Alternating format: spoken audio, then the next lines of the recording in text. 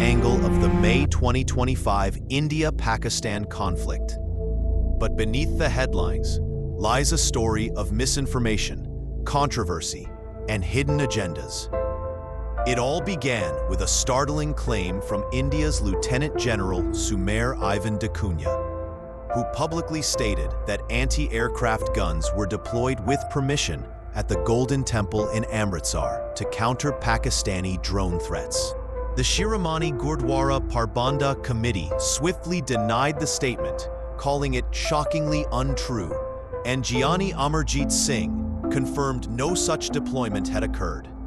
The Indian Army later corrected the record, admitting no guns were placed on the sacred grounds. Simultaneously, popular Indian YouTuber Dhruv Rathee sparked religious outrage after releasing an AI-generated video depicting Sikh gurus, an act forbidden by Sikh authorities. The backlash was immediate. The SGPC, Akal Takht, and multiple religious leaders condemned the video as deeply disrespectful, forcing Rathee to issue an apology and delete the content. As tensions climbed, former Pakistani cricketer Danish Kaneria added fuel to the fire by publicly criticizing Pakistan's silence on the Pahalgam terror attack. His remarks were deemed pro-India by many, and in a swift symbolic response, his photo was removed from Jaipur's Sawai Man Singh Stadium. The controversy underscored how national sentiment can clash with personal expression. Meanwhile, renowned anchor Palki Sharma claimed on air that Pakistan had attempted to target the Golden Temple, a statement that was immediately challenged by Pakistan's Foreign Office as baseless.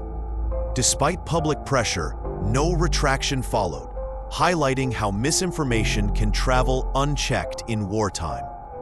Then came the unexpected move by Pakistan. General Asim Munir was elevated to Field Marshal status, a rare and symbolic promotion signaling internal confidence and intended to rally morale after weeks of cross-border tension. Supporters hailed his leadership, while critics questioned the timing and motivation.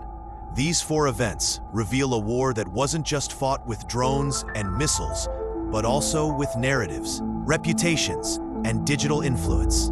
From military claims to media blunders and religious controversies to national pride, this is the untold chapter of the conflict, one that shows how today's wars are shaped as much by information as by firepower. If you think the war was only about airstrikes and ceasefires, think again, because the real battleground was everywhere.